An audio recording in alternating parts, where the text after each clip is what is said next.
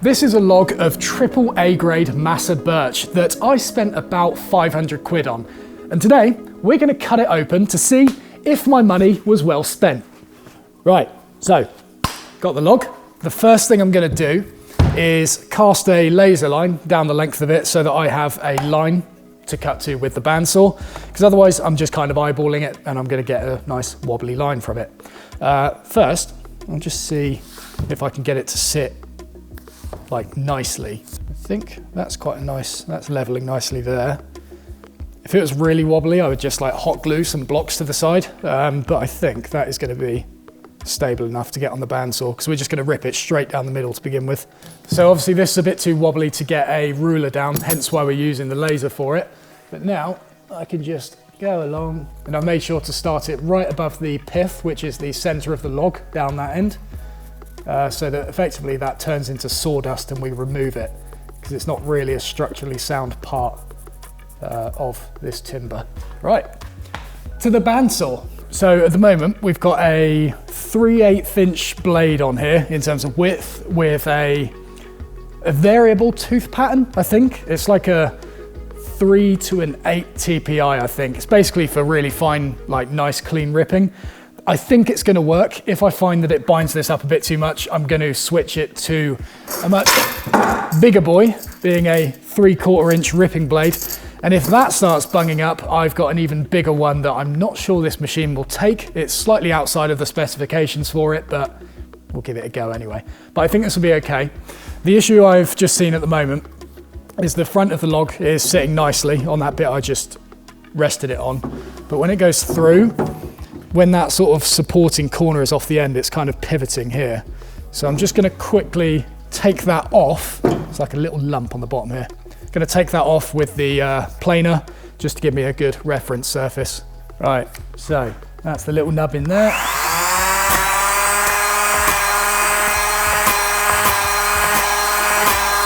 I might just see if there's any other little high points I can spot, because we're not going to be able to salvage much of this bark anyway.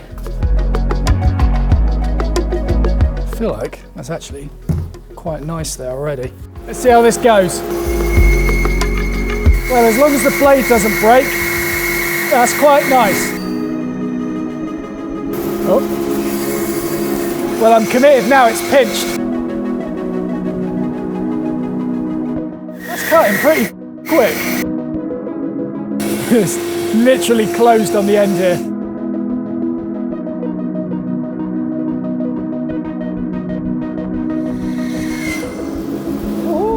So, extractor's off. Let's have a sneaky look.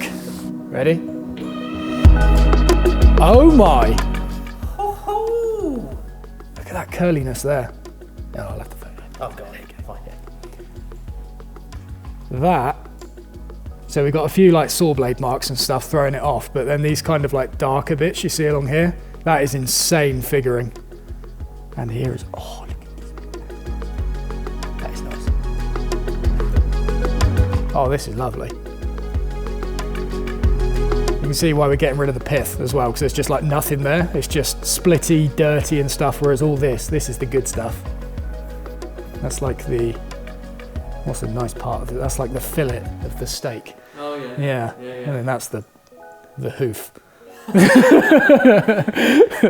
Right, okay. Oh, hello. Thank you so much. So what I will probably do, I might run these over the planer real quick, just to, I don't know, give me a better, flatter surface to start slicing this up into smaller bits. These are actually going to become, might seem blasphemous, pen blanks, because we're going to be turning them into marking knives, because it's in such high demand, this material, for obvious reasons. So if I plane it first, it just gives me a better, less wobbly base point to start slicing the pen blanks from. Now with this, despite the fact we cast a laser line down it, there is still a bit of a rock. Because I know that these blanks are going to be about 150 mil in length, what I could do is just cut the log. It's not going to be quite be in half, but cut it into 2 sections to kind of negate some of that rock and make this easier to plane flat on one side. That one's pretty ropey. Let's see what this one's like. There is a bit there that we could I'm going to cut these up. What's a third? What's 520 divided by 3? Oh no, I can't do thirds. Well, 540 is 100. It's basically, well, I know 540 from skateboarding is 1.5 turns. So you basically need to do half a turn, which is 180 degrees, minus a bit, which is going to be, what did I say? I reckon about 177. You were closer before. 173. Ah, it's the other one. Damn. Recording? Who would have thought skateboarding would be so useful? All right, so I'll cut them into, what did we just say? 173. 173. Cool.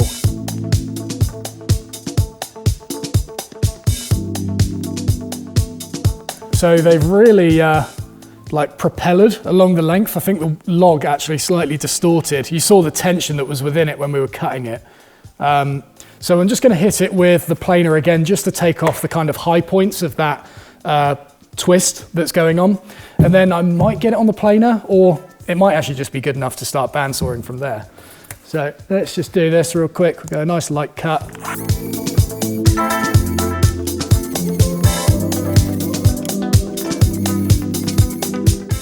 I think I could get that over the planer. So it's like rocking more in the center here rather than the like teetering on the corners. So I think that should be a bit safer to kind of, yeah, plane now. So back at the planer, these are about as level as they need to be, and we're gonna start getting that proper flat face on them now. I'm not able to get this guard high enough to get the log under it, so we're just gonna have to work without it. It's part of the job sometimes. So we'll just be very careful. Wish me luck.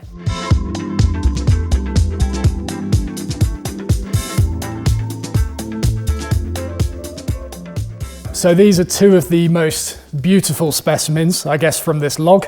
As you can see, and just get that one away. So we've got some amazing curling going on down here and here. I'm particularly excited about this bit because it's really nice and tight. Just to explain a little bit about how we grade our tools. Basically what we used to do is we used to sell Masur Birch and snakewood and things like that in premium grade, being the highest, A grade and B grade material.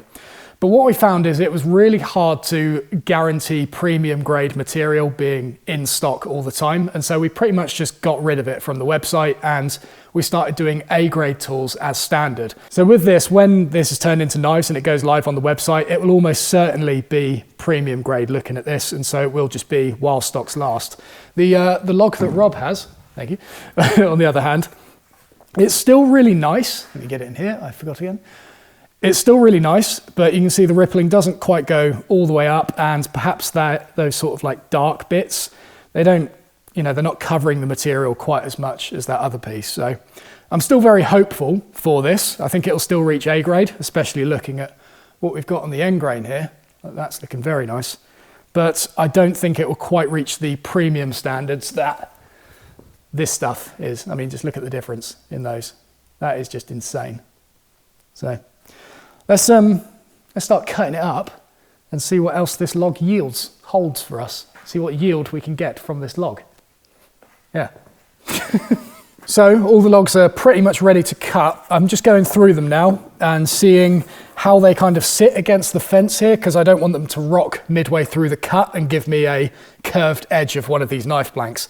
So these 4 on the back are all okay, but these 2 at the front, there's a bit of a rock on this one. It's not much, but I'm just going to take it away with a block plane just to give me a nice flat surface to run against the fence.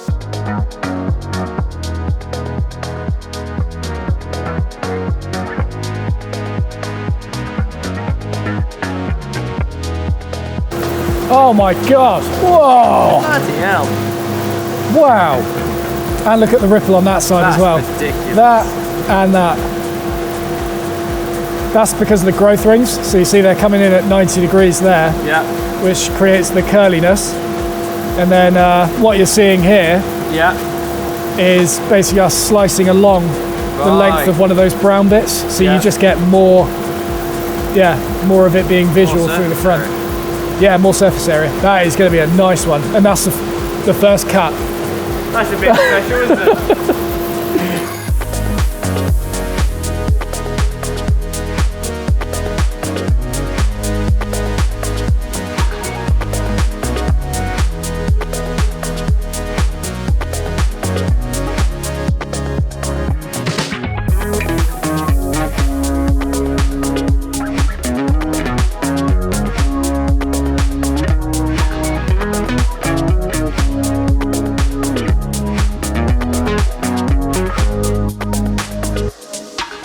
Okay, so what we've got from this log looks absolutely insane. What I'm going to do now is go through these and just by eye figure out what I think is going to be premium, what I think is going to be A grade, and what's going to be B grade. Inevitably after turning, sometimes some of them end up downgrading or upgrading, but at least this way it gives me an idea as to what sort of quantities I can expect to get once I glue these up. So let's go.